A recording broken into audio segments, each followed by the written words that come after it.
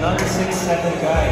Hopefully, itong player na ito will be able to again improve the frontline rotation of Coach Willie Wilson. He will play for the Phoenix Fuel Masters. Wala talaga extraordinary player who will land the post for this team. Again, what they need is rim protection, and they are hoping that Zion will be able to provide that.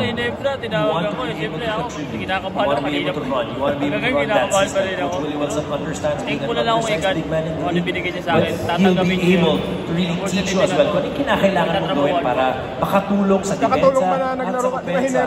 And Coach Olsen ang nilaruan mo nung group combine, nakatulong ba yun? Arnold Lee under the 14th overall pick. Now, P58 season rookie draft presented by Bokarin Sweat. Are we ready for the next one? I think dire-diretso na tayo to the third pick of the second round, and this will be with the Blackwater Bucks. That's right, we're going now selecting for the 15th overall. Third in the second round, we go to the Blackwater Bucks. Pick 15, round 2, Blackwater Bossing selects Simon Sandagon.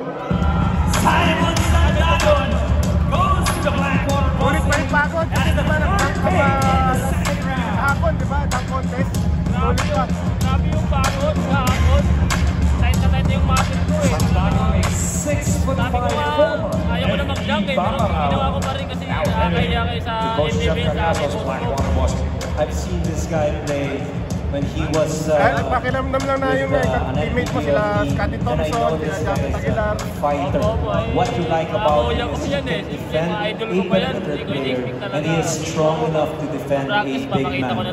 This guy does not give up. Another brilliant acquisition for Coach Jeff Cariaso. Dahil itong mga kailangan nila eh.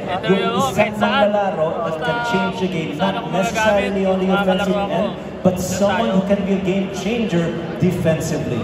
Well, toughness is what he brings as well. Thank you. Blackwater Bucks. Again, with the other additions of Blackwater.